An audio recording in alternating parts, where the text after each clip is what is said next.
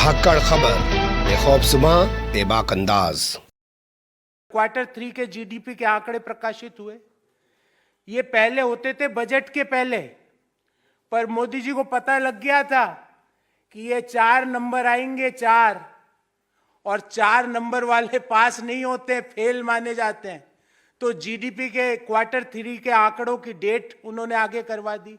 आपको याद होगा, ठीक 1 महीना पहले 1 फरवरी 2023 को मैंने प्रेस वार्ता की थी। तो हमने कहा था क्वार्टर 3 में 4 या 4.2% के आसपास जीडीपी रहेगी। आज एक और घोषणा करके जा रहा हूं, क्वार्टर 4 में जीडीपी 4% से कम रहेगी। इट विल बी बिलो 4%, क्योंकि जो आंकड़े आ रहे हैं, इंडिकेटर्स आ रहे हैं, वो लेस देन 4% के। तो देश में ग्रोथ नहीं, रोजगार नहीं, ऊपर एसेंशियल कमोडिटीज में आप लगा रहे हो महंगाई का तड़का, और फिर आप कहो कि ये अमृतकाल चल रहा है और उसके लिए दो थैंक यू मोदी जी। ये नहीं हो सकता Modi ji. Now enough is enough. दूध बढ़े, आटा बढ़े, मसाले बढ़े, सब्जियां बढ़े, आम लोगों के पहनने वाले कपड़े के दाम बढ़े, और उसके बाद बोलना और है थैंक यू मोदी जी, धन्यवाद मोदी जी।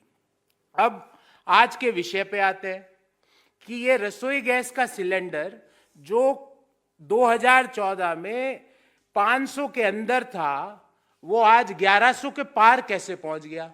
इसका क्या गणित है? उसका गणित मैं आपके सामने लेके आया हूं, और ये भारत सरकार का आंकड़ा है। ये जो टेबल है, ये मेरी बनाई हुई नहीं है, ये भारत सरकार के पेट्रोलियम मंत्रालय के द्वारा बनाई गई टेबल है। और ये टेबल क्या कहती है? ये टेबल ये कहती है कि 2004-05 से लेके 2013-14 के बीच जो एलपीजी पर सब्सिडी है, वो टोटल 2,14,000 करोड़ भारत सरकार ने दी। कितनी? 10 साल में 2,14,000 करोड़। क्यों दी? ताकि रसोई गैस के दाम 500 के बाहर नहीं जा पाए। ऐसा नहीं है, उस समय के जो गैस जो हम बाहर के देशों से मंगवाते थे, उसके अंतर्राष्ट्रीय बाजार में कीमतें आज से ज्यादा थी, पर उसको हमने बाहर 500 के बाहर नहीं जाने दिया, क्योंकि 2,14,000 करोड़ रुपए की 2003-04 से लेके 13-14 के बीच सब्सिडी दी। मोदी सरकार ने क्या किया आपको पता है? पिछले 9 साल पे सब्सिडी दी है कुल मिला के 36,500 करोड़ रुपया। 2,14,000, 36,500 करोड़ रुपया। और ज्यादा सवाल पूछो तो बोले सिलेंडर लो, गैस भरवाओ, उज्ज्वला स्कीम है। अरे उज्ज्वला स्कीम में दूसरा सिलेंडर भरवाए तो भरवाए कैसे?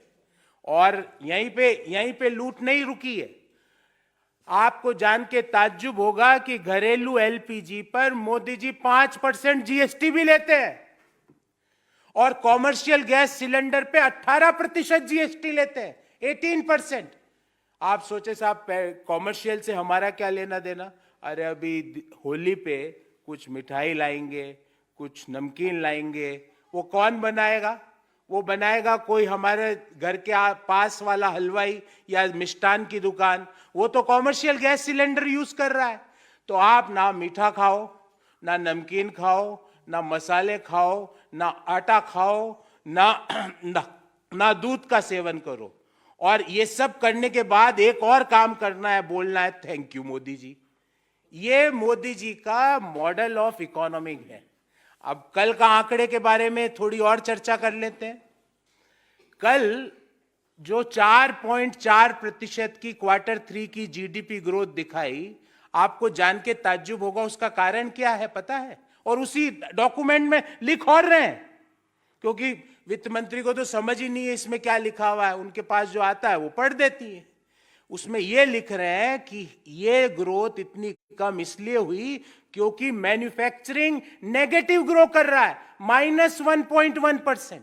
जो एम्प्लॉयमेंट का सबसे इंपॉर्टेंट और सस्टेनेबल सेक्टर है, वो नेगेटिव ग्रो कर रहा है। प्राइवेट जो कंजम्पशन है डिमांड की, वो नीचे जा रही है। क्यों जा रही है? क्योंकि लोगों के पास पैसा ही नहीं, इन्फ्लेशन है इकोनॉमी में। जब इन्फ्लेशन है, महंगाई है इकोनॉमी में, तो प्राइवेट कंजम्पशन पिक नहीं कर पा रहा, मैन्युफैक्चरिंग नेगेटिव ग्रो कर रही है। उसके बाद अगर सवाल पूछो तो ED, CBI, income tax, police. पर मोदी जी, सवाल तो हम पूछेंगे और आप ही के दिए गए आंकड़े से पूछेंगे कि यूपीए के 10 साल में 2,14,000 करोड़ की एलपीजी सिलेंडर पे सब्सिडी दी गई। आपने पिछले 9 साल में मात्र 36,598 करोड़ क्यों दी? क्यों आज गैस सिलेंडर के दाम 1100 के पार हो चुके हैं? अब तो यह है कि किसी की शादी में 1100 को शगुन डालो तो ये एक मतलब है, एक बार बेचारा गैस सिलेंडर भरवा सकता है। और हलवाई जी के घर पे शादी हो, उसके 2100 का डालो, वो बेचारा एक बार गैस सिलेंडर अपना कॉमर्शियल ला सकता है। ये मोदी जी ने व्यवस्था कर दी है देश में। तो हमने जो शुरुआत की थी उसी पे एक बार पुनः आपका ध्यान आकर्षित करना चाहेंगे कि मित्र काल में बड़ी बेरहम हो गई मोदी सरकार। रसोई गैस 1100 तो कॉमर्शियल सिलेंडर 2100 के पार। अपने मित्रों पर खूब बरसाए प्यार और देश की जनता करे महंगाई से हाहाकार।